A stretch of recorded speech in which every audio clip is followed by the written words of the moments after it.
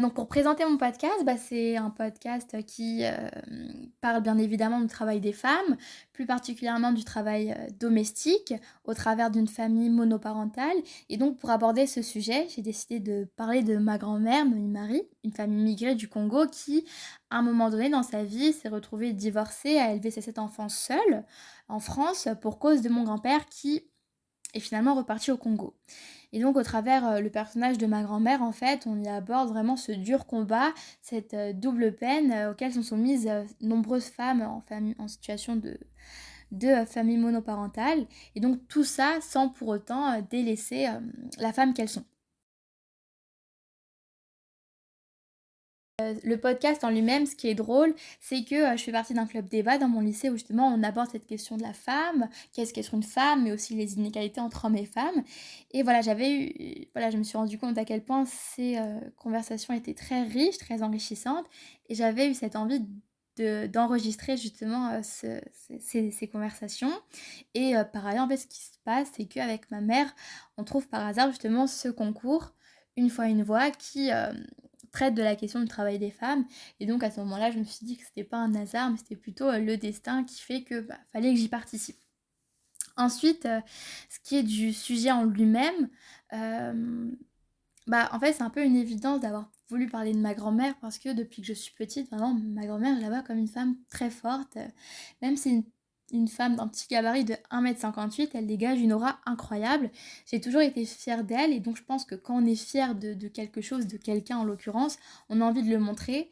Et je pense qu'à travers ce podcast, c'était une manière de lui rendre hommage et de mettre en avant justement cette fierté. Et puis aussi, je trouvais ça très important en fait de parler du travail domestique parce qu'on a tendance à le décrédibiliser, de ne pas le considérer comme un travail. Et justement, à travers ce podcast, je voulais montrer à quel point, oui, c'était un travail parce que ça peut être quelque chose de très difficile, notamment mentalement. Et donc voilà, je pense qu'il fallait en parler. Bien évidemment, j'ai eu beaucoup de difficultés dans la création de ces podcasts, notamment c'est la première fois en fait que j'entreprenais un projet seul sur le long terme. Et donc forcément, il y a certains moments, je me demandais si j'en étais vraiment capable. Je manquais parfois de confiance en moi tout au long du projet. Je me disais que peut-être que c'était nul en fait ce que je faisais. Et voilà. Donc il y a eu beaucoup de moments comme ça, de doute. Mais au final, je suis quand même assez fière de ce que j'ai fait, quoi. Puis après, la deuxième difficulté, je pense que c'était surtout du fait que ça soit un sujet qui touche à l'intime.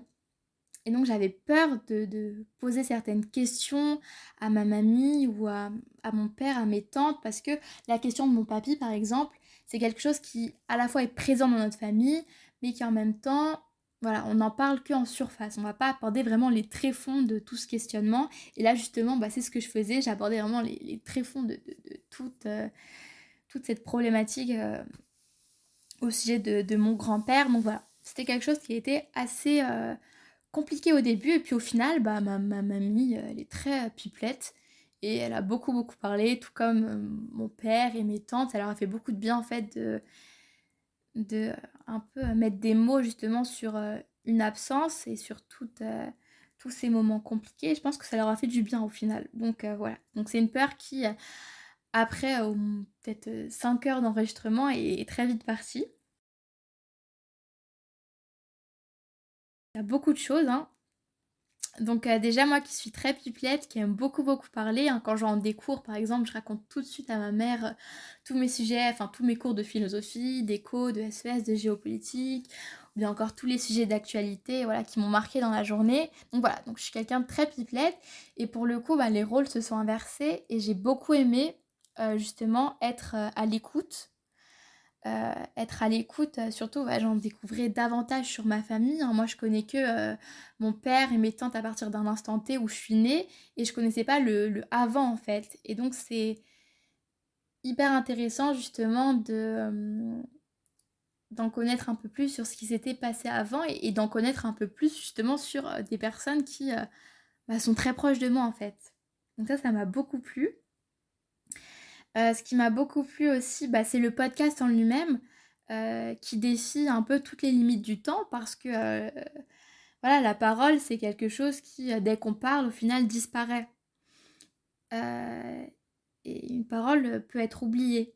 Alors que je trouve que la parole, c'est quelque chose de très précieux. Et justement, de pouvoir ancrer cette parole à travers le podcast, c'est quelque chose qui m'a énormément plu.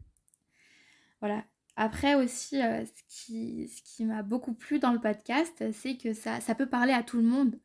Dans le sens que moi, j'ai des copines, leurs mères ont vécu la même situation, donc ça leur a fait beaucoup de bien d'écouter ça et de se rendre compte que bah, c'est pas les seuls en fait dans cette situation-là. Voilà, peut-être c'était un sujet très intime, mais justement dans l'intimité, on peut trouver des choses qui nous ressemblent en fait. Donc je pense que de ce point de vue-là, ça a fait beaucoup de bien. Ma mère, elle l'a fait écouter à des personnes qui n'avaient rien à voir avec le milieu social de ma grand-mère, de mes tantes et de mon père. Ça leur a beaucoup parlé, ça les a beaucoup touchés. Et aussi, ma mère l'a fait justement écouter à une amie à elle qui vient de Sevran-Bodot. Et justement, elle a retrouvé cette atmosphère de la cité, de ces femmes fortes de Sevran. Et aussi, en fait, ce qui s'est passé, c'est que quand j'ai fait écouter le podcast euh, à mes tantes, à mon père, je leur ai fait écouter en fait tous en même temps le jour de l'anniversaire de ma petite cousine. Et bien ce qui s'est passé, c'est qu'après, mon père malheureusement a dû nous annoncer que justement mon grand-père en fait était décédé. Mon grand-père qui par ailleurs, j'avais demandé justement en créant ce podcast en même temps de pouvoir renouer avec lui, de pouvoir l'appeler. Et donc c'est vrai que quand j'ai appris cette nouvelle, j'ai eu beaucoup de regrets de ne pas l'avoir connu, mais par ailleurs d'avoir justement pu faire ce podcast, et ben ça a peut-être un peu atténué le deuil d'une absence. Et donc je me suis rendu compte à quel point ça m'a fait beaucoup de bien justement de faire un podcast qui est tombé en fait au bon moment. C'est ce que m'a dit ma famille, ce podcast il est tombé au bon moment, il nous a fait beaucoup de bien. Ça a pu permettre aussi voilà, à mon père et à mes tantes de faire leur deuil aussi, voilà, de cette absence, donc d'avoir pu libérer cette parole, une parole qui était peut-être enfouie dans leur inconscient, je pense que ça leur a fait beaucoup de bien. Donc voilà, il y a beaucoup de choses qui m'ont plu dans la réalisation de ce podcast. J'en ai appris beaucoup sur ma famille, mais après je pense que c'est surtout que ça a élevé davantage mon estime de la parole. Je me suis rendu compte à quel point la parole avait beaucoup, beaucoup d'importance. Bah, bien évidemment, parce que en fait, je pense que j'étais déjà intéressée par l'univers des médias, mais j'avais jamais fait quelque chose de concret justement autour du média et d'avoir pu faire ce podcast, ça m'a fait me rendre compte à quel point j'ai beaucoup aimé faire ça et que oui, peut-être j'aimerais m'orienter vers un métier autour justement de la communication, du média.